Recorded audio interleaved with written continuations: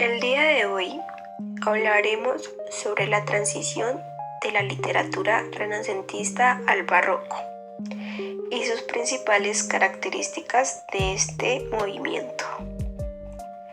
La transición del Renacimiento al barroco estuvo enmarcada por una serie de cambios en la monarquía y las clases nobles, motivadas por los conflictos bélicos, gobiernos autoritarios centralizados y la gran acumulación de rentas. Recordemos que el Renacimiento es representado por el humanismo. Inició y alcanzó su apogeo principalmente en Italia. Los humanistas querían dar respuesta a los interrogantes del momento, y para ellos recurrieron tanto al cristianismo como a la filosofía grecolatina, creando un sistema intelectual caracterizado por la supremacía del hombre sobre la naturaleza y el rechazo de las estructuras mentales impuestas por la religión medieval. Este esplendor intelectual conseguido por los comunistas contribuyó a la aparición de un movimiento de la Reforma, movimiento de la rebelión contra la Iglesia que convulsionó el centro de Europa durante el siglo XVI y que tenía como principal atacante a Martín Lutero. Tanto los gremios como ricas familias de prestigiados comerciantes contrataron artistas para que decoraran con pinturas y esculturas los palacios, las iglesias y los monasterios. Fue de esta forma que se propagó rápidamente durante sus obras y estudios sobre la cultura grecolatina y los conocimientos sobre la perfección adquiridos recientemente. El arte renacentista es un arte basado en la observación del mundo visible en una serie de principios matemáticos racionales, como el equilibrio, la proporción, la armonía y la perspectiva. El barroco, sin embargo, es un movimiento completamente contrario que sucede al Renacimiento.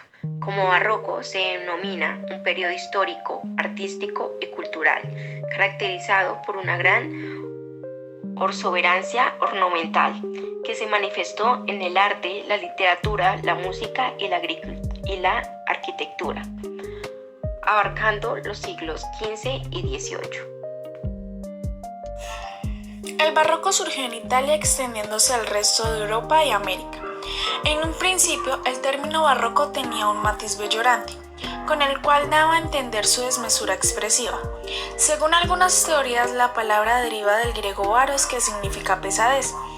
Para otros florece del término florentino barroco, que significa engaño, mientras que la opinión más extendida lo relaciona con la voz portuguesa barrocou, verbo irregular con deformación. Así figura en el diccionario francés durante el siglo XVI en el XVII. Se amplió en el sentido para designar figuradamente lo extravagante, lo irregular y desigual. Se designó a las obras posteriores al Renacimiento, consideradas exageradas y confusas por la visión clásica. El barroco contrastó con el Renacimiento por expresar una sensibilidad pesimista, desengañada, crítica y compleja. La literatura barroca se caracteriza por ser un estilo que juega con juegos de palabras, por crear emociones a los lectores, por ofrecer temas y tramas con enredos y lenguajes más complejos. Utiliza recursos literarios como la metáfora, el hiperbato, la perifasis, que puede complicar la comprensión del texto para todos los lectores entre los géneros literarios como la poesía, la narrativa y el teatro.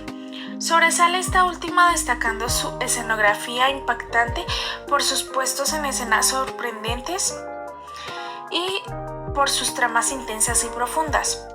El artista barroco quiere que el público que vea su arte lo experimente de una forma interna. Por eso busca crear una respuesta emocional en él y no quedarse en el placer más superfluo.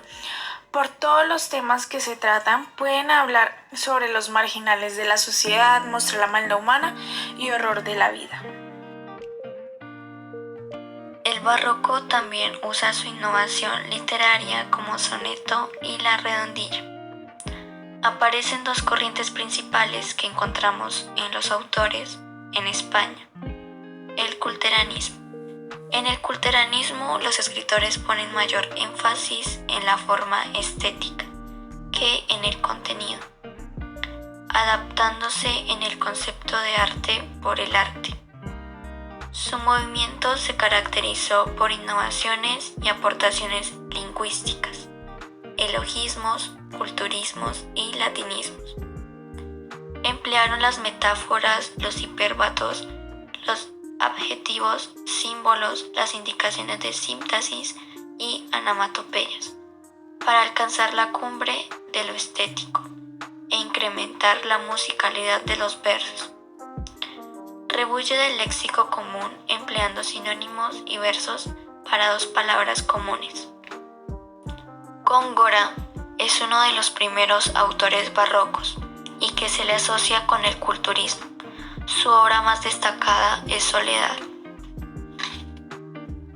El conceptismo buscaba emplear una expresión que concentra el mayor significado en la menor cantidad de palabras. En consecuencia, se puede afirmar que el conceptismo usaba de forma recurrente la polisemia. En términos lingüísticos, la polisemia ocurre cuando una misma palabra puede tener distintas excepciones. Para poder establecer relaciones ingeniosas entre los significados en las palabras, el conceptismo también empleaba otros recursos como el equívoco, la elipsis, la paradoja y la antítesis.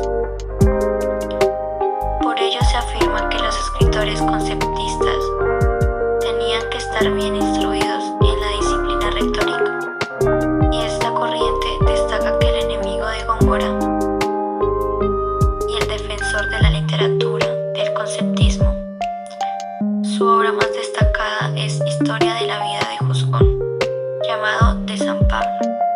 El barroco fue atraído al continente americano por españoles, lo que permitió que éste alcanzara su mayor expresión durante el siglo XVIII.